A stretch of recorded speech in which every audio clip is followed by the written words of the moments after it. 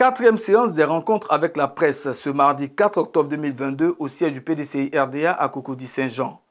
14e bureau politique du PDCI-RDA. Activité politique du PDCI-RDA. Actualité sociopolitique, entre autres, installation des CEI locales, caractère obligatoire de la couverture maladie universelle, l'augmentation des prix du produit pétrolier et la fixation des prix du café et cacao, entre autres. Sur toutes ces questions, l'honorable Bredoumi Ismaïla, porte-parole du PDCI-RDA, a porté un regard critique au cours de cette conférence de presse. Le porte-parole du PDCI-RDA avait à ses côtés quelques personnalités du parti. L'actualité récente du parti est la tenue de son 14e bureau politique à Daoukro sous la présidence de son Excellence Henri Konan Bédié. Le conférencier est revenu sur l'ambiance qui a prévalu lors de ce 14e bureau politique, sur le discours d'orientation prononcé par le président du parti et sur les préparatifs du prochain bureau politique. Le discours d'orientation du président du parti, comme à chaque fois, était très dense et a abordé tous les aspects de la vie du parti et de la nation. Il a résumé le point des activités des structures nouvellement mises en place. Ce discours a aussi été marqué par la mise en relief des défis et enjeux immédiats et futurs auxquels notre parti doit faire face.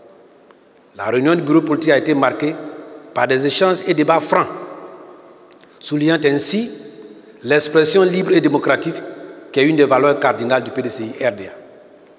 Le président du parti, après une saine appréciation des propositions et dossiers à lui soumis, a décidé, et je cite, « Vu la complexité et l'étendue des questions à traiter, je propose que leur examen et adoption préalable se fassent au cours d'un prochain bureau politique à convoquer avant le 15 décembre 2022.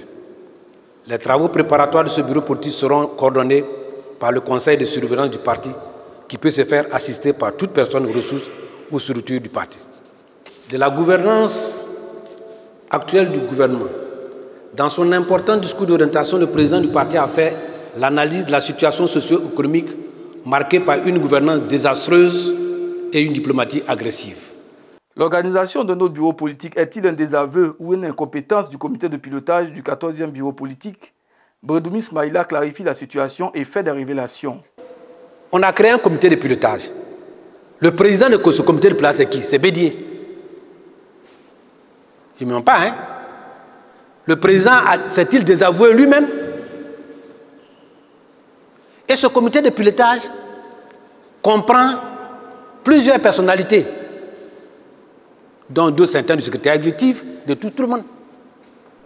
Quand vous regardez la composition du comité de pilotage, c'est la troisième chose que je vais vous dire. Le président Bédié, c'est comme un entraîneur de football, de toute équipe. À chaque match, il classe la personne la mieux qu'il estime la plus en forme.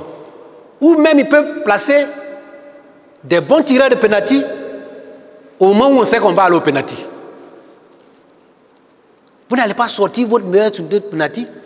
Ou bien le gardien qui sait bien attraper le pénalty, quand on sait qu'on va aller au pénalty, on change et puis on met ce gardien. On a vu plusieurs fois dans les matchs de football. Le président Bédié, en mettant le comité de pilotage, n'a pas dit que ce comité de pilotage était pérenne. Et, pour votre information, c'est le même comité de pilotage qui a proposé au président Bédié de faire le bureau politique en 2 temps. C'est le comité de pilotage. Moi, je suis membre. Si le président avait-il désavoué le comité, il ne m'aurait pas permis d'être aujourd'hui porte-parole encore pour venir vous exprimer cela. Donc, et puis, si vous voyez bien ce qui s'est passé ces derniers temps, avant, c'est le secrétaire exécutif qui organise des bureaux politiques. Le fait d'avoir mis un comité de pilotage, le président n'a jamais dit que c'était un désaveu du secrétaire exécutif. Moi, je suis près de lui, n'a jamais. La preuve sur la place, on a maintenu le secrétaire exécutif à sa droite.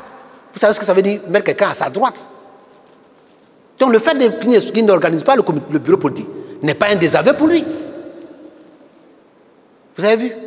Donc je ne pense pas que ce sont des rumeurs qui alimentent l'atmosphère lourde dans nos partis. Et il faut arrêter cela. Restons à l'écoute de Bédié. Restons à l'écoute de Bédié.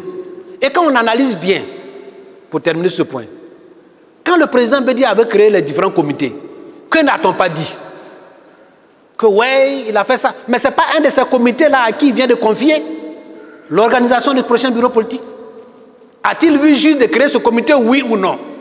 Laissons Bédié jouer son rôle d'entraîneur et jugeons-le au résultat à la fin du match. L'actualité du PDCI-RDA est aussi marquée par l'audience accordée le samedi 1er octobre 2022 par le président Bédié à 2 organisations internationales, notamment la Fondation Adenayer Stiftung, CAS, et l'International Democrat Union, UDU, au titre des relations internationales du parti.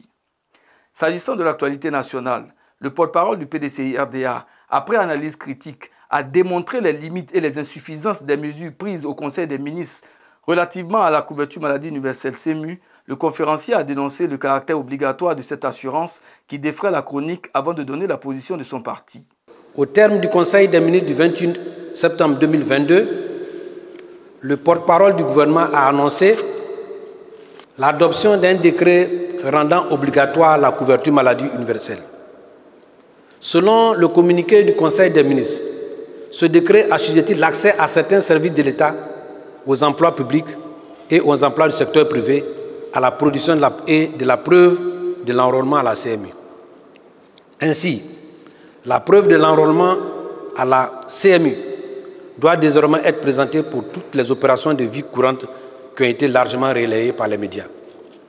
Face à la polémique provoquée par cette mesure, les ministres de la Santé et de la Sécurité sociale ont tenté, au cours d'une conférence de presse conjointe, de justifier le caractère obligatoire de la CMU par le fait que selon la loi du 24 mars 2014 qu'il a instituée, la CMU est obligatoire.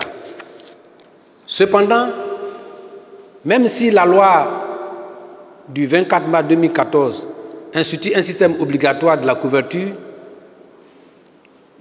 du risque maladie au profit des populations vivant en Côte d'Ivoire, cette loi ne contient pas des dispositions prescrivant une atteinte aux droits et libertés des populations pour rendre effectif le caractère obligatoire de la CMU. C'est pourquoi, d'un point de vue légal, le décret prescrivant la présentation de la carte CMU pour accomplir certains actes de la vie civile est contraire à la Constitution. En effet, au terme de l'article 101 de la Constitution, c'est à la loi qu'il revient de fixer les règles concernant la citoyenneté, les droits civiques et les garanties fondamentales accordées aux citoyens pour l'exercice des libertés publiques. La mesure qui rend la carte CMU obligatoire porte donc atteinte à diverses libertés publiques, comme celle d'aller et de venir, et relève par conséquent du domaine de la loi. S'agissant de l'enrôlement à la CMU, il existe très peu de centres d'enrôlement à l'intérieur du pays. Les populations font donc face à des réelles difficultés pour se faire enrôler. Elles doivent se déplacer jusqu'à Abidjan ou dans les grands centres urbains avant de rendre la carte CMU obligatoire. Le gouvernement aurait donc dû veiller à une densification au préalable du réseau de sites d'enrôlement pour les rendre plus proches des populations.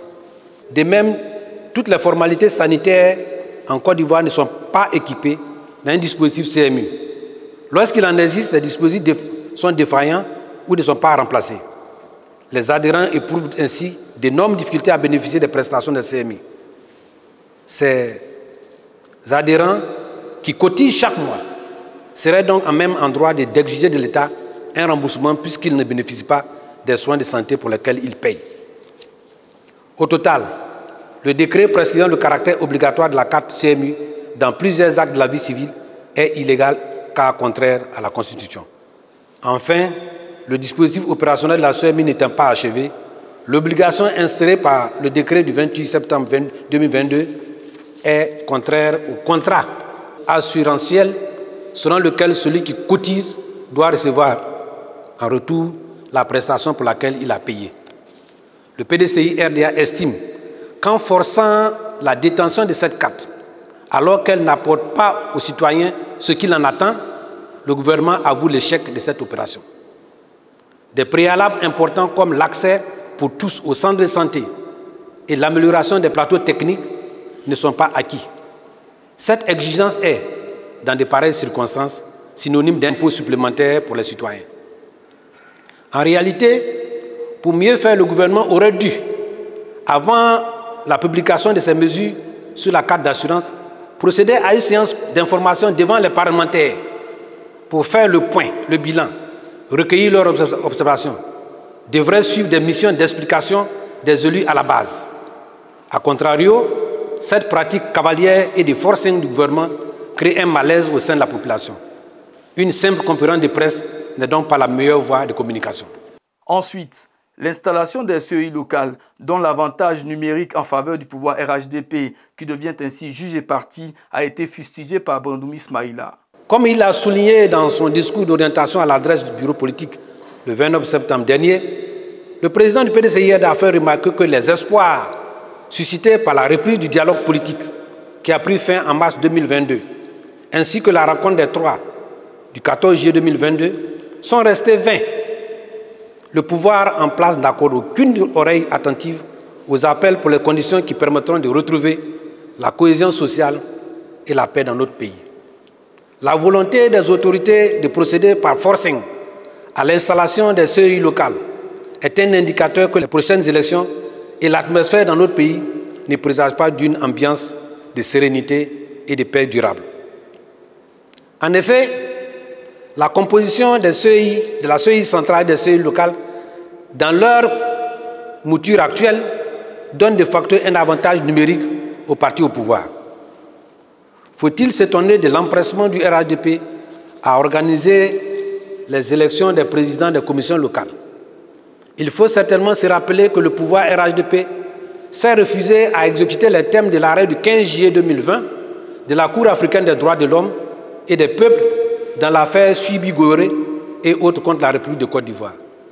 Cette décision ordonne à l'État de Côte d'Ivoire d'avoir à prendre des mesures nécessaires pour que les partis politiques ainsi que les organisations de la société civile pilotent eux-mêmes le processus de nomination des membres de l'organe électoral.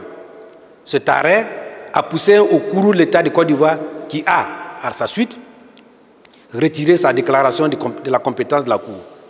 Cette attitude du pouvoir du RHDP d'organiser dans la précipitation ces élections est dictée par sa peur qu'il ne soit rattrapé par cette décision. En ne donnant pas aux partis de l'opposition eux-mêmes, avec les organisations de la société civile, la maîtrise de la nomination de leurs membres, le pouvoir RHDP continue à s'octroyer un avantage dès le départ, simplement parce que les partis dits de l'opposition et les organisations de la société civile qu'il a cooptées sont ses affidés. Le PDCI-RDA prend la nation à témoin, comme indiqué dans le communiqué final de son 14e bureau politique, du refus du pouvoir de garantir l'indépendance de la commission électorale et de garantir l'impartialité du Conseil constitutionnel, le rejet de l'outil de la liste électorale, l'empressement avec lequel a été organisée l'installation de commissions électorales locales sans tenir compte d'une composition équitable et véritablement équilibrée, témoigne encore de la volonté du RHDP de fausser le jeu démocratique et de confisquer le pouvoir. C'est pourquoi le PDCI-RDA dénonce une telle situation et invite le gouvernement à renoncer à cette dérive qui jette la nation dans le désarroi et dans la déréliction. Pour la campagne Café Cacao 2022-2023, le gouvernement a fixé le prix Borchamp du kilogramme de cacao de 825 francs à 900 francs. Selon le conférencier, cette augmentation de 9% est absorbée par l'inflation généralisée, une situation qui ne profite donc pas aux paysans. Au moment où le gouvernement fixe le prix Borchamp du cacao, le PDCI attire l'attention de tous sur le manque de suivi de l'application des prix homologués au niveau des producteurs. Il est connu qu'en Borchamp, le kilogramme de cacao s'achètera entre 30 et 50% moins cher que le prix homologué. Ce constat est répétitif d'année en année. Par ailleurs, notre parti fait observer que les producteurs subissent, au même titre que les fonctionnaires et les travailleurs, les effets de l'inflation. Pendant que la prime de logement des cadres de l'administration passe de 70 000 à 90 000 francs CFA par mois, soit une augmentation de 29%, le producteur ne gagne que 9%. Le fonctionnaire bénéficiera en plus d'une prime annuelle équivalente à plus du tiers de son salaire. Les avantages ci-dessus indiqués pour le fonctionnaire sont acquis pour longtemps, ce qui est loin de l'augmentation actuelle du prix du cacao. Il faut encore remarquer qu'au moment où la campagne de café cacao bat son plein, cela coïncide avec la rentrée scolaire. Le gouvernement vient d'augmenter le prix des produits pétroliers, en particulier le prix du gasoil et du pétrole lampant, deux produits largement utilisés dans le milieu paysan. Ces augmentations, elles seules, annihilent l'effet des 9% sur le cacao. Pour rappel, depuis le 1er octobre 2022, le prix du gazole est passé de 615 à 655 francs, soit 6,5%. Celui du pétrole lampant de 555 à 685, soit 23,4%. Le PDCI RDA constate que les producteurs, en particulier ceux de cacao et du café, qui contribuent largement à la création de la richesse, sont maltraités dans la prise en compte de la compensation des effets de l'inflation et oubliés dans la répartition de la richesse. Pour rappel, le cacao contribue à lui seul 15 à 20% de la formulation du PIB et représente 40% des recettes d'exportation. Ce sont 20% de nos compatriotes qui vivent du cacao. Parmi eux, 54,6% vivent sous le seuil de la pauvreté. Avec l'augmentation du gasoil, le risque d'une surenchère des prix de transport dans les banlieues et les milieux ruraux est réel. Les observations du PDCI RDA s'étendent malheureusement à d'autres produits phares de notre économie agricole. L'économie agricole, c'est aussi la fixation du prix et la vente de l'EVA. L'ingénieur Brandoumi Ismaïla, expert du monde agricole, a démontré l'incompétence du pouvoir RHDP à gérer la filière caoutchouc, là où le PDCI RDA, son parti, avait organisé cette filière avec succès. Voilà une filière qui a été montée de toutes pièces par le PDCI RDA, avec les différents programmes EVA et programmes palmiers. Le PDCI RDA était arrivé à absorber toutes les productions de caoutchouc naturel. C'est-à-dire si on produisait 500 000 tonnes, tous ces 500 000 tonnes-là étaient en première transformation en Côte d'Ivoire avant l'exportation. À partir de 2000, qu'est-ce qui s'est passé? Rappelez que nous, on nous a chassés en décembre 1999. On a eu un gouvernement militaire qui est venu s'installer. Il a dit, les caisses de l'État sont vides. Donc lui, il voulait chercher l'argent. Il faut que les jeunes vous appreniez l'histoire de nos pays. Il a donc trouvé que le caoutchouc était payé à plus de 1200 francs CFA le kilo chez les producteurs. Il a dit, ah bon, c'est une source d'argent. Je fais un impôt sur le chiffre d'affaires des usiniers pour remplir la caisse. À partir de ce moment-là, les usiniers disaient qu'ils n'avaient plus de trésorerie pour investir dans l'accroissement des usines. Le pouvoir LMP est venu, le pouvoir RHDP est venu, ils n'ont pas pu améliorer la situation. Le problème s'est posé par les usiniers. La solution qu'ils ont trouvée, ils ont dit, nous, on ne peut pas nous priver de cette ressource. Mais ce qu'on peut vous... Au moment où il faisait le VA était descendu à 250, 300 francs. Mais ce qu'on peut vous accorder, quand le prix sur le marché mondial va être de moins de 1000 francs, on ne prend plus de taxes. Quand il est de 1000 francs, la taxe sera en péréquation avec l'augmentation itérative. Donc, quand le prix sur le marché mondial est plus de 1000 francs, il y a une taxe. Ça encore, ça pose problème aux usiniers.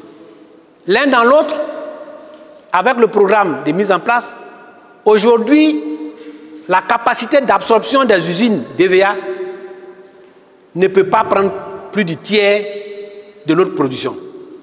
Parce qu'en réalité, les gens ne connaissent même plus la quantité de production de notre EVA. Parce qu'il y a eu un développement dans les zones dites marginales.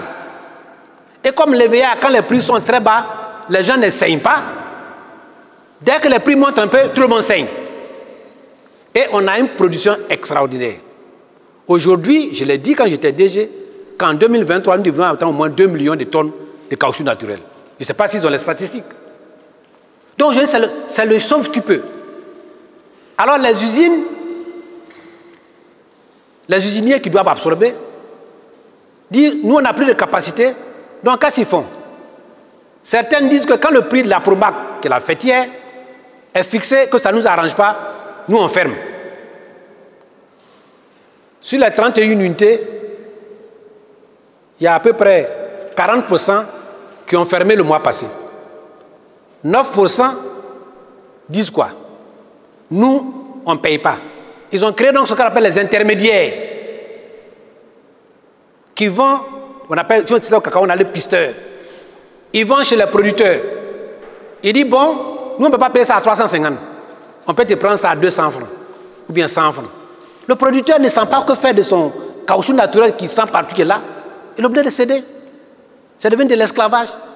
Mais ces pisteurs-là, eux réussissent à écouler leurs produits chez les usiniers. Cela veut dire qu'il y a quelque chose qui ne va pas. Pendant qu'il ne peut pas prendre chez les producteurs, il réussit après ça chez les usiniers. La troisième catégorie, c'est ceux qui disent, moi j'ouvre, mais je prends un quota. Dans la journée, je prends, disons, 100 tonnes et puis je ferme. Et vous voyez, quand vous allez vers les usines de VA, vous avez les gros camions qui sont alignés partout. Donc voilà le vrai problème. Alors, il avait été proposé en son temps d'autoriser l'exportation brute des fonds de tasse. Une fois, on a eu des problèmes où on n'avait pas de disposition avec les armailleurs. Ce problème a été jusqu'à trouver une solution. Mais les usiniers se sont dit, si on exporte trop, nos usines n'auront rien. Donc, ils ont trouvé avec le gouvernement qu'en début de chaque année de chaque campagne, il y a ce qu'on appelle un quota pour l'exportation. Si on fixe un quota pour l'exportation, cela veut dire quoi? C'est un mécanisme d'absorption du surplus pour exporter. C'est ce que ça veut dire. Or, qui dit mécanisme d'absorption du surplus dit une appréciation réelle de la production. Or, comme vous n'avez pas une appréciation réelle de la production, vous fixez l'année passée, c'était à 120 000 tonnes, je crois. Mais en réalité, puisque vous avez calculé 120 000 tonnes sur peut-être 600 000 tonnes d'hectares, ou bien 400 000 tonnes, ou bien 900 000, et que la production réelle est 1 500 000, vous allez vous retrouver avec un surplus, c'est ça. Donc c'est une question d'appréciation des connaissances. Et c'est là que les gens se rendent compte que le PDCI-RDA était le parti d'experts qui faisait que quand les choses se passent bien, on pensait que c'était facile. Aujourd'hui, la réalité, personne ne peut le nier.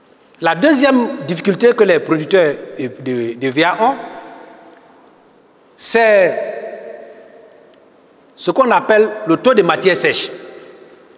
Quand on a commencé les productions VA, il n'y avait pas de technique pour dire, parce que le VA a un taux d'humidité élevé. Donc les usiniers disent, si on paye le poids brut, il faut qu'on soustrait dans nos calculs le taux d'humidité de l'eau. Donc on a fixé le taux de matière sèche à 60% de manière plus ou moins empirique.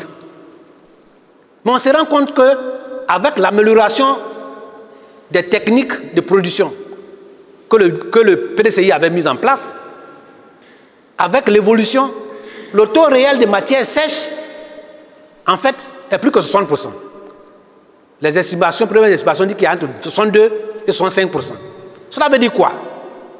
Cela veut dire que si on vous achète à 60% le taux de matière sèche et que le taux réel c'est 62%, c'est-à-dire à chaque tonne, vous perdez 20 kg. Chaque tonne que vous vendez là, vous perdez 20 kg. Puisqu'on estime en deçà le taux de matière sèche. Si c'est 65, vous perdez 50 kg.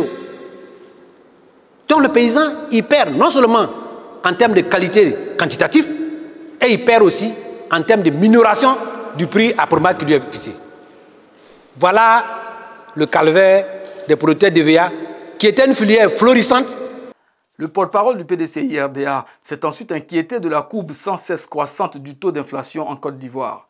Une situation qui impacte négativement le coût de la vie et qui ne semble pas déranger le gouvernement RHDP qui maintient son train de vie toujours élevé. Malgré les mesures prises par le gouvernement, la situation des Ivoiriens ne s'est pas améliorée. Les difficultés persistent et l'inflation perdure et s'accentue. Selon l'Institut des statistiques, le taux d'inflation moyen s'est creusé du mois de juillet au mois d'août à 6,2% contre 15,4% en juillet. Le taux d'inflation des produits alimentaires a atteint 10,8% en août contre 9% en juillet 2022. Ces chiffres, qui s'ajoutent à l'augmentation récente des prix des produits pétroliers, aggravent et dégradent de plus en plus la situation sociale des Ivoiriens. Le gouvernement, quant à lui, ne semble pas réduire son train de vie.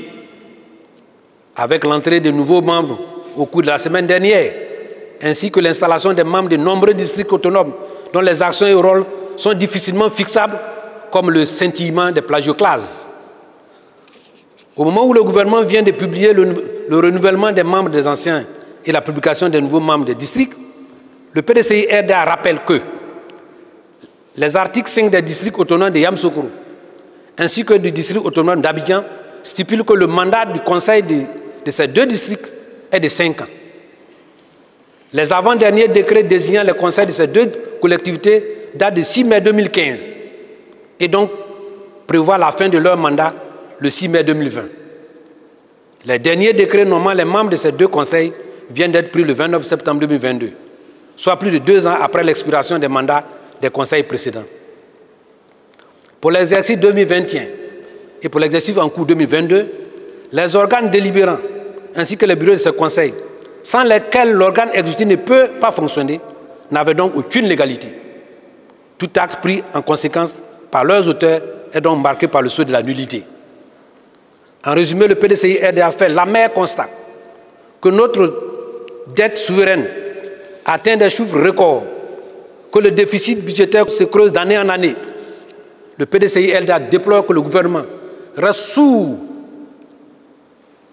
à ces appels qu'il lance ensemble avec l'opposition significative pour des mesures d'apaisement préalables à la cohésion sociale et à une paix durable. C'est donc avec beaucoup de regrets que le PDCI-RDA observe qu'en dépit de toute une communication tapageuse, les Ivoiriens, et singulièrement les populations rurales et celles vivant dans les banlieues, ploient sous le poids de la souffrance et de la misère. Les Ivoiriens sont ainsi, chaque jour poussés dans les fosses abyssales de la pauvreté. Assurément que le PDCI-RDA est proche des Ivoiriens et se soucie chaque jour de leurs conditions de vie. Le conférencier les appelle donc à adhérer à la vision du PDCI-RDA et de son président Rikonan Bédié pour une Côte d'Ivoire de paix, de cohésion sociale et de création de richesses équitablement partagées.